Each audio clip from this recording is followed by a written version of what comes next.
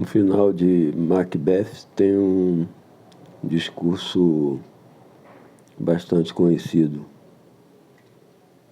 Deveria ter morrido mais tarde, haveria então lugar para uma tal palavra.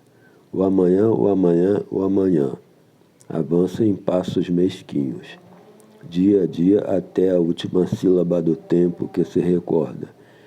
E todos os nossos ontens iluminaram para os loucos o caminho da poeira da morte. Apaga-te, apaga-te, vela fugaz. A vida não é nada mais do que uma sombra que passa, um pobre louco que se pavoneia e se agita por uma hora no palco em cena, e depois nada mais se ouve. É um conto contado por um idiota, cheio de som e fúria, significando nada.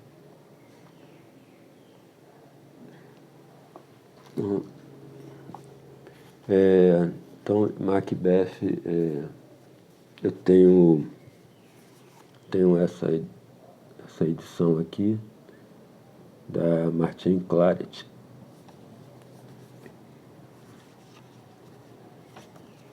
que tem um prefácio.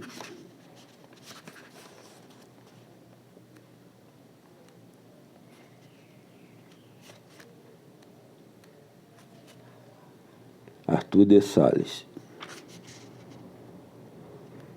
onde ele fala assim que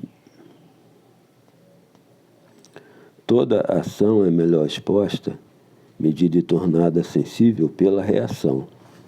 Aplicar isto ao caso de Macbeth.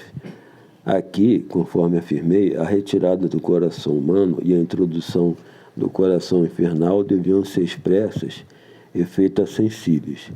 Um outro universo faz sua entrada e os criminosos estão postos além da região das coisas humanas, dos projetos humanos, dos desejos humanos.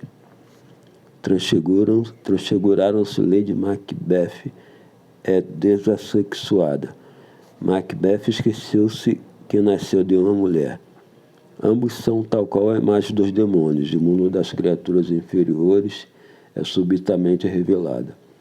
Como isso há de ser comunicado e feito tangível? Para que o mundo novo possa fazer seu ingresso, este mundo deve ser momentaneamente dissipar-se. Os assassinos ou assassínio devem ser exilados em uma ilha. É necessário que um abismo incomensurável os isole do fluxo e da sucessão das ações humanas. É necessário que sejam aprisionados e sequestrados em qualquer profunda retirada. É necessário que sintamos que o mundo da vida ordinária está subitamente suspenso, dormente, cataléptico, constrangido num espantoso armistício. O tempo deve ser extinto, as relações com os exteriores devem ser abolidas e tudo deve se passar, por assim dizer, em uma profunda síncope e suspensão de paixão terrestre. Daí resulta que, quando o ato está realizado, quando a obra das trevas está acabada, o mundo das trevas se afasta como um cortejo nas nuvens. Como se bater à porta, isto não diz que a reação começou. O elemento humano reflui sobre o infernal.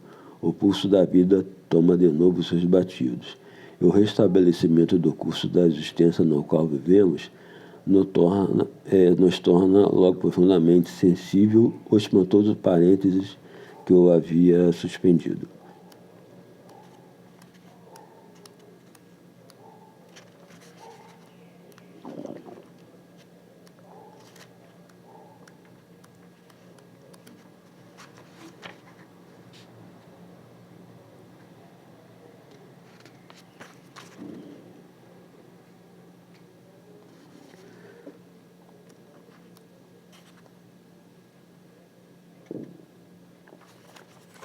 Bom, então,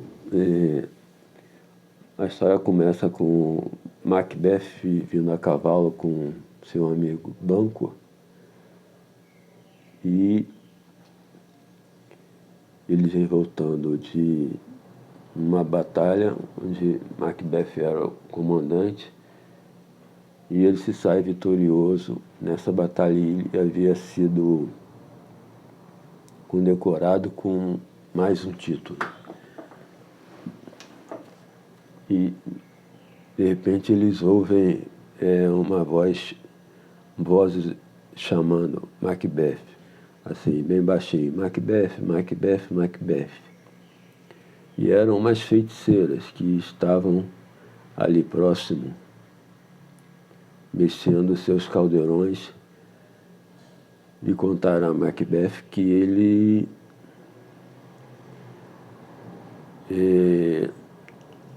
tinha ganho um novo título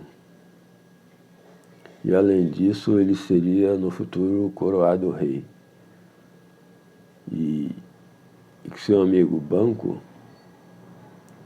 ele não seria rei, mas ele seria pai de reis. Macbeth achou aquilo, curioso, né? E foi embora com seu amigo Banco. Macbeth resolve escrever para sua esposa, Lady Macbeth, do acontecido que tinha sido revelado que ele se tornaria rei.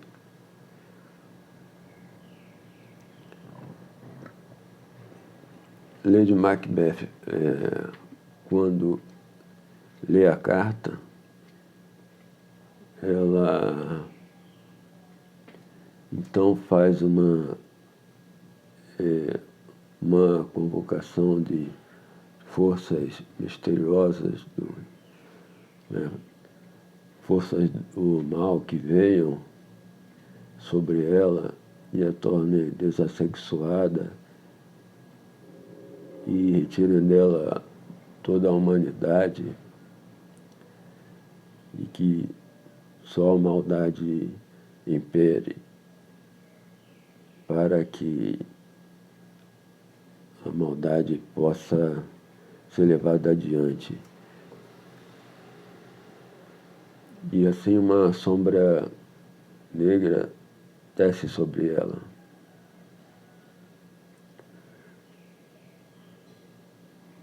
Quando Macbeth chega, ela conversa com ele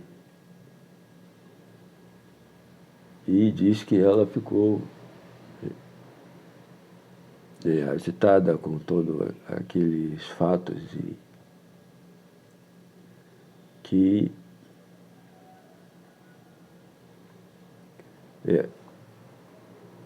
ele deveria entrar em ação e deveria matar o rei. O rei era seu primo. Deveria matar o rei para se tornar o novo rei. Macbeth, ele rejeita essa ideia, mas Lady Macbeth insiste e faz com que ele prometa que vai executar essa ação. E se passa que o rei é primo de Macbeth e ele manda uma mensagem para Macbeth dizendo que vai passar um dia em sua casa, uma noite em sua casa, vai repousar lá. Então, ao saber disso, Lady Macbeth fala para Macbeth que é hora dele entrar em ação. É preciso fazer isso já, que é a oportunidade.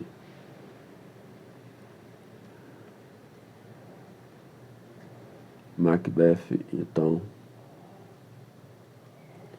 pressionado por sua mulher, se prepara para executar o ato. Então, à noite, o rei está dormindo no seu quarto e Lady Macbeth conversa com ele e diz: é chegada a hora. E entrega a ele adagas para que execute o ato. Mas Macbeth está trêmulo e lhe falta coragem para executar o ato.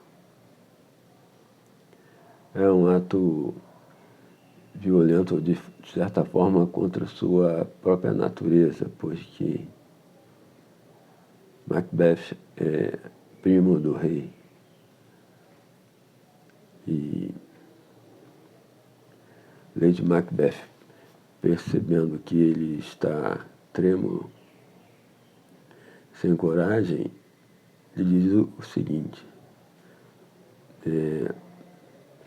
para o homem executar uma ação, não basta ser humano, porque para o humano, quando é a hora, não é o lugar, e quando é o lugar, não é a hora. Então é preciso ser sobre-humano, de forma que possa fundir os dois, tanto o tempo quanto o lugar, e assim nesse super esforço conseguir executar o ato. Macbeth então sobe as escadas e se dirige ao quarto em que dorme o rei.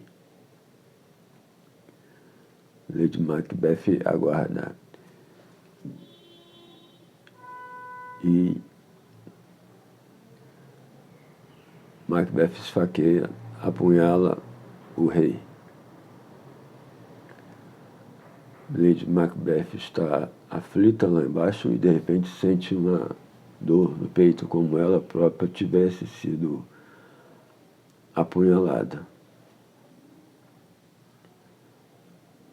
Nesse momento, o feitiço se quebrou e o espírito infernal se afastava, e o que se recebia no corpo era o impacto de que o humano sofreria.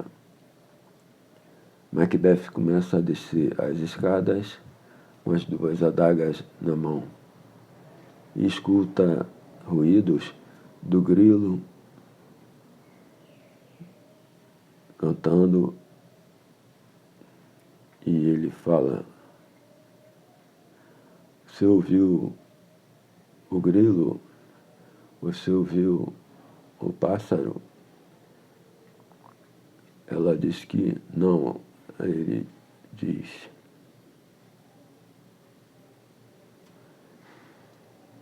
uma coisa.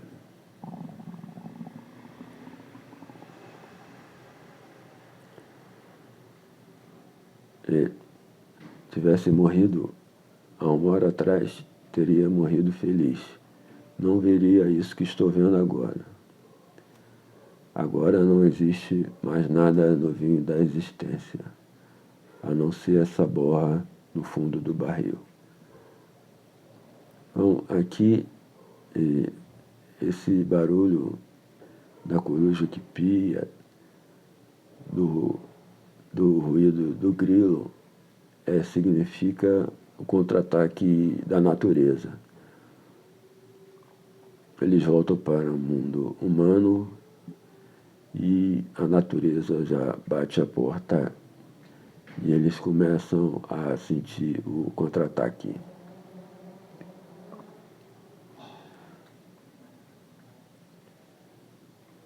Lady Macbeth tenta tirar as adagas da mão de Macbeth, que ainda está segurando, e ela pergunta por que não deixou as adagas lá. Eu vou lavá-las e colocá-las no lugar.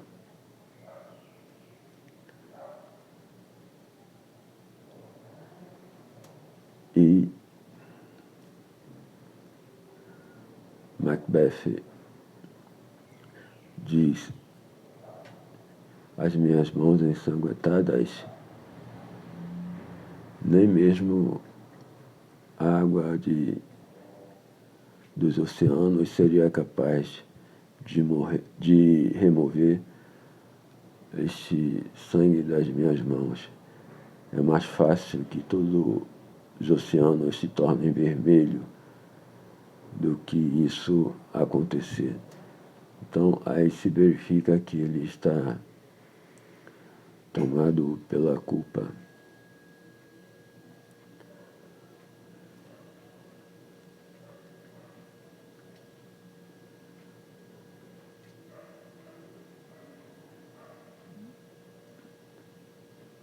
E eles se retiram aos seus aposentos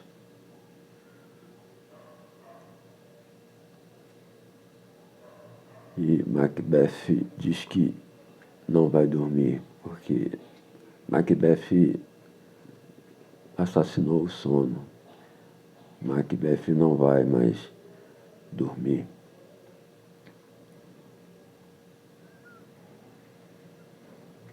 Quando amanhece, as pessoas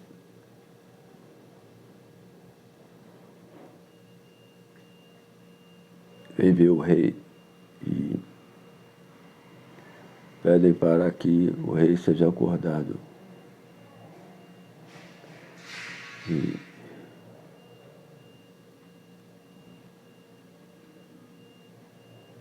Macduff sobe para chamar o rei e verifica que o rei já está morto. Ele retorna e todos ficam chocados com a notícia.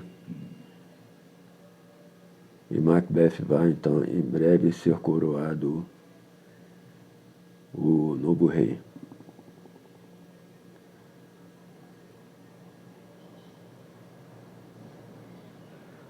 Macbeth ficou preocupado com a sua situação, porque ele agora era rei, mas havia um problema. Banquo, de acordo com as feiticeiras, se tornaria pai de reis. E Banquo era uma ameaça. Macbeth, então, envia alguns homens para assassiná-lo. E o assassinato ocorre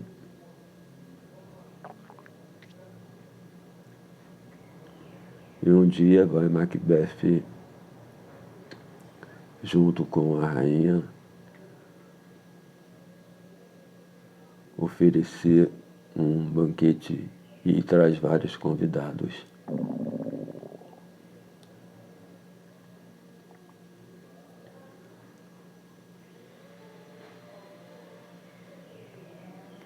O rei Macbeth está sempre um tanto transtornado, o que deixa a rainha preocupada.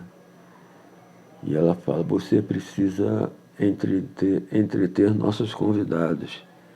Você precisa se esforçar nisso aí. Eles começam o jantar. Mas, de repente, Macbeth começa a falar como se estivesse conversando com alguém que estivesse surgido. Ele viu o fantasma de Banquo que apareceu. E ele começou a falar nervosamente: suma-se daqui, não fui eu que o matei. E os seus convidados falam: Senhor, mas só o Senhor está vendo isso, nós não estamos vendo nada. A rainha fala que o rei não está bem e pede para que os convidados se retirem.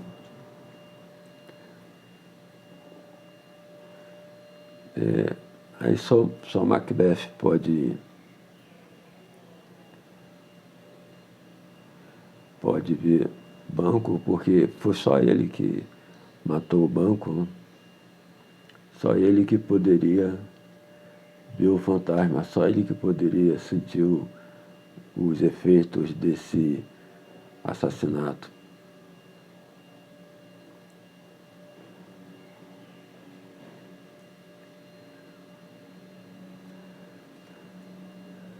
Um dia, Lady Macbeth desce do alto de um morro, vem descendo com uma vela na mão, e as pessoas falam: veja, ela faz isso todos os dias. Ela tem os olhos abertos, mas ela não enxerga, parece que não enxerga nada. Apenas tem os olhos abertos e uma vela na mão. A vela cai de sua mão, ela continua a descer a escada e ela começa a falar algumas coisas e fazer alguns gestos.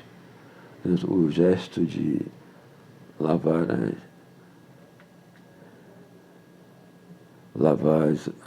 as adagas e falar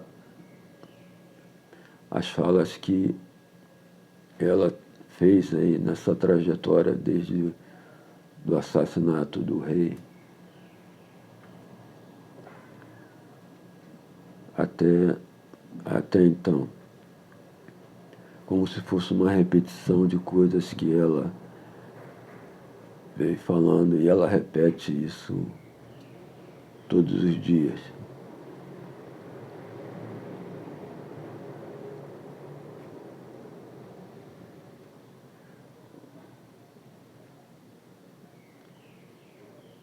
Macbeth está preocupado e resolve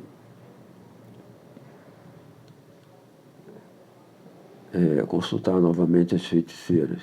Mas dessa vez ele não está próximo às feiticeiras, mas ele as convoca num chamado.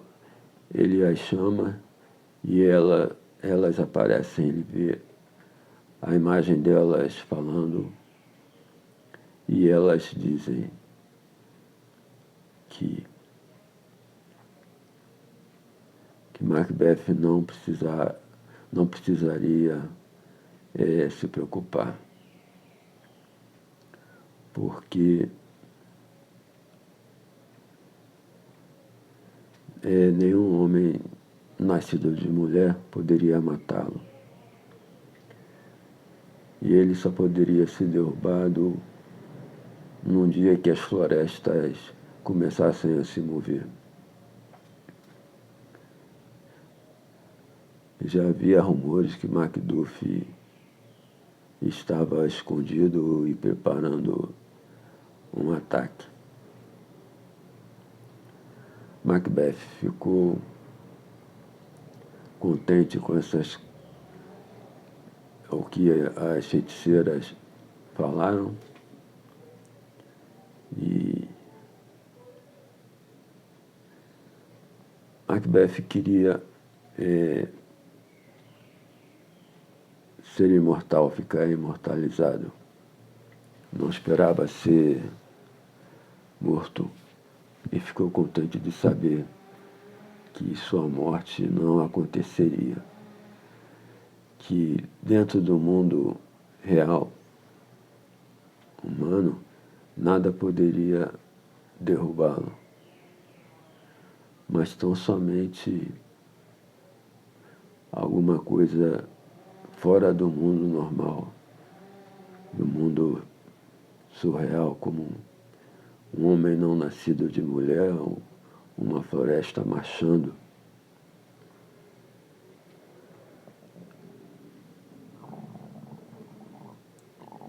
E alguém veio avisar a Macbeth que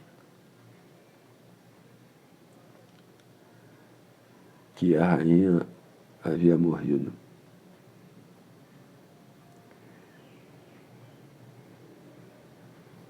Então, ele começa a dizer aquelas palavras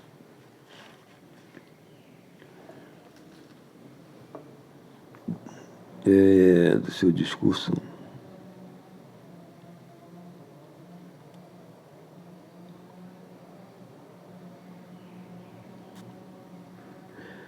Deveria ter morrido mais tarde, haveria então lugar para uma tal palavra. O amanhã, amanhã, amanhã avança em passos mesquinhos, dia a dia até a última sílaba do tempo que se recorda. E todos os nossos ontens iluminaram para os loucos o caminho da poeira da morte. Apaga-te, vela fugaz. A vida não nada mais é do que uma sombra que passa, um pobre louco que se pavoneia e se agita por uma hora no palco em cena e depois nada mais se ouve. É um conto contado por um idiota cheio de som e fúria, significando nada.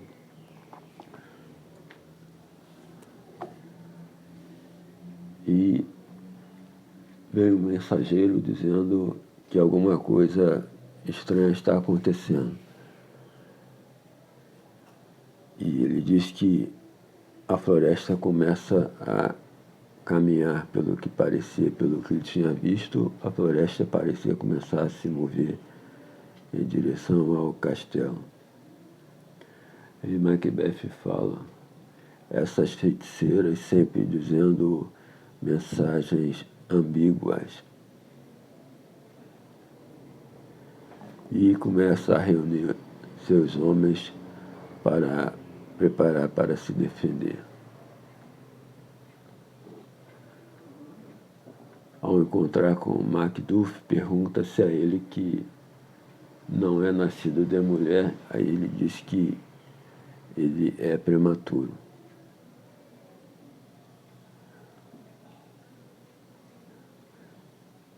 E Macbeth não deveria ter acreditado em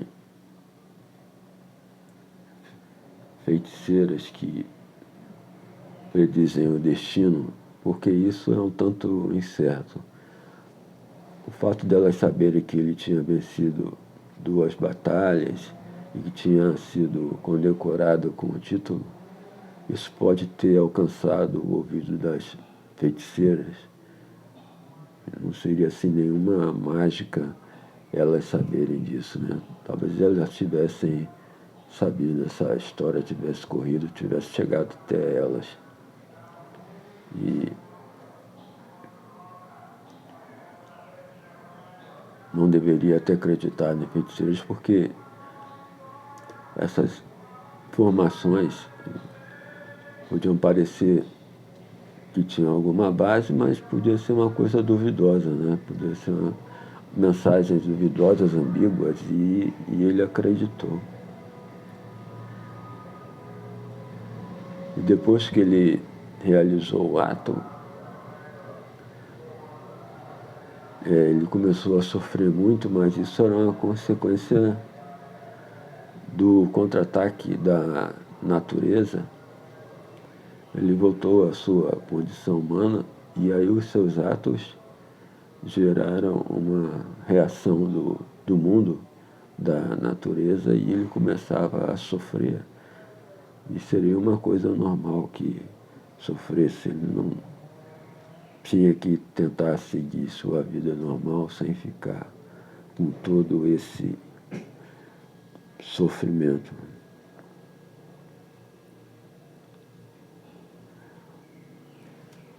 Essa repetição da Lady Macbeth, que começa a repetir, é tudo que se passou, né, desde a morte do rei, como um fantasma, né, repetindo alguns atos e repetindo as falas. É bastante curioso e significa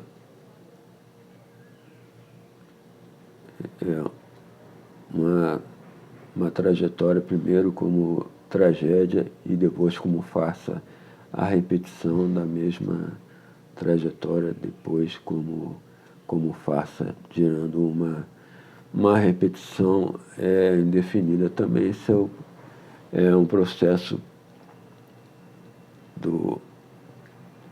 que visa a imortalidade, né, que o Macbeth parecia desejar a imortalidade. Então, essa repetição, né, visando a imortalidade, para que aquilo não pare, né? Essa frase já era uma frase conhecida, mas também que eu vi nesse livro aqui, do Zizek, né? Aqui esse livro do Zizek que é primeiro como tragédia, depois como farsa, né? Isso aqui ele falando do capitalismo, que teve um período áureo no início e depois começa a se repetir como farsa, né? Sem poder viver aquele tempo, época de ouro do início, e aí se repete como farsa e Lady Macbeth também agora vai como farsa se repetindo. E aí, esse discurso final, que a vida é nada mais do que 1 minuto, 1 hora, né, que sobe no palco e faz o seu discurso falando sobre a brevidade da vida e que não adianta ter o ontem sempre como guia, né, dos nossos dias atuais. É interessante que no início da peça, a Lady Macbeth, assim que o Macbeth chega e ela já tinha lido a carta, né? E ela fala assim para ele, se abraça com ele e fala que assim, eu já estou vendo o futuro chegar, posso ver no futuro chegando agora. Um grande futuro começa para nós. O ato foi executado, tiveram que arranjar muita coragem para executar o ato, mas depois para continuar no futuro foi difícil e tiveram que continuar repisando o passado ou tentando lidar com aquele peso do passado que virou assim uma sensação de culpa que vai até o final da peça.